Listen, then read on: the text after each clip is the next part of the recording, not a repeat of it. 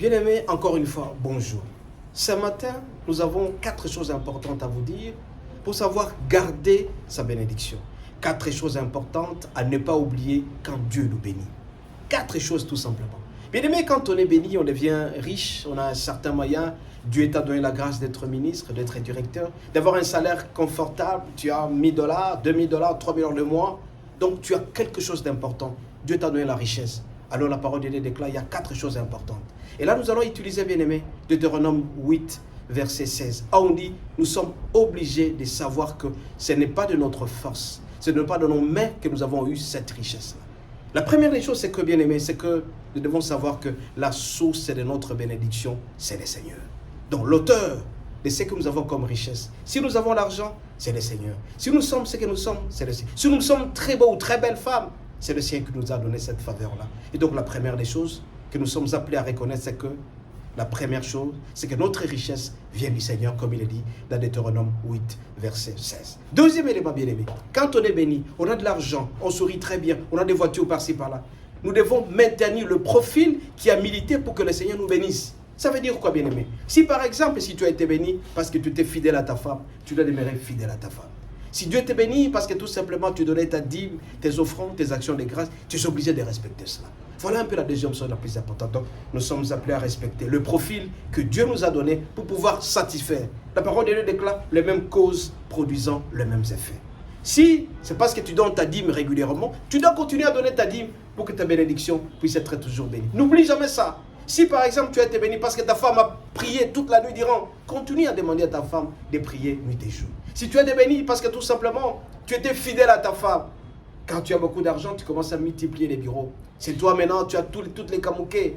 C'est toi maintenant qui commence à contrôler tous les bars. C'est toi maintenant qui commence à disperser ton argent par-ci par-là. Fais attention, parce que le Seigneur risque de retirer ce qu'il t'a donné. Et donc, n'oublions jamais, quand nous avons été bénis, cette source-là vient du Seigneur. Cette source-là, parce que tout simplement, nous étions fidèles à notre femme, notre épouse. Parce que tout simplement, nous honorions nos parents. Avec notre argent, nous distribuions aux veuves et aux orphelins. Beaucoup de gens oublient. Quand ils montent, ils commencent à oublier la source même de cet argent. Troisième élément, bien-aimé, pour que nous puissions avoir une ascension graduelle, savoir gérer ce que le Seigneur nous a donné. Plus nous serons capables de gérer le petit, parce que Dieu nous donne par exemple $100, nous donnons la dîme des $100. Il donne $1000, nous donnons $100. 1 million, donc on ne peut jamais couper cela. Mais beaucoup de gens, quand ils commencent à avoir beaucoup de moyens, ils oublient. Ils ne savent plus comment continuer à donner parce que tout simplement ils diront non, c'est devenu trop. Mais tu oublies que c'est parce que tu as su gérer que tu as eu cette bénédiction. Vraiment, bien-aimé, le troisième élément à ne pas oublier quand on est béni. Quatrième élément, bien-aimé, l'élément aussi le plus important, c'est que quand on est béni, il ne faut jamais changer de cœur. Changer de cœur, ça veut dire quoi? Tu peux changer ta garde-robe parce que tu as été béni. Tu peux changer de voiture parce que tu as été béni. Tu peux changer ton compte bancaire parce que tu as été béni. Mais ne change jamais ton cœur. Si tu étais humble, reste toujours humble. Si tu étais un homme serviable, continue à l'être. Si tu es un homme poli, reste... Mais combien de fois, bien-aimé, quand vous voyez quelqu'un qui est béni, il devient très arrogant, imbu de lui-même, orgueilleux. N'oubliez pas la parole de Dieu, l'orgueil précède la chute et l'humilité précède la gloire. Donc, bien-aimé, ces 4 éléments les plus importants, ils sont là. Premier élément, c'est que tu dois savoir que la source de toute ta bénédiction, c'est le Seigneur. Donc, l'auteur de ce que tu es devenu aujourd'hui, c'est le Seigneur. Donc, tu dois le louer à tout moment, l'adorer. Venir auprès de lui, tu respectes les dimanches, tu les pries, tu as la soif, tu as la faim, comme je l'ai dit la fois dernière par rapport au Saint-Esprit, la soif du Seigneur. Voilà un peu le premier élément. Le deuxième, c'est que tu dois maintenir le profil. Si tu as été fidèle à ta femme, demeure fidèle à ta femme. Si tu as été fidèle à la maison, demeure. Si tu priais régulièrement, tu gênais, continue à le faire. Si tu faisais tes assoupis dans Jésus, continue à le faire.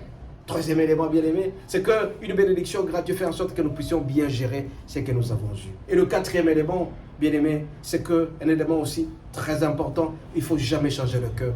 Reste humble comme tu l'as toujours été. Ne deviens jamais arrogant. C'est pas toi, quand on te voit, on commence à se gêner parce que tu es devenu vantard. Fais attention, mon bien-aimé, parce que la chute sera sûre et certaine. Que Dieu vous bénisse et à la prochaine.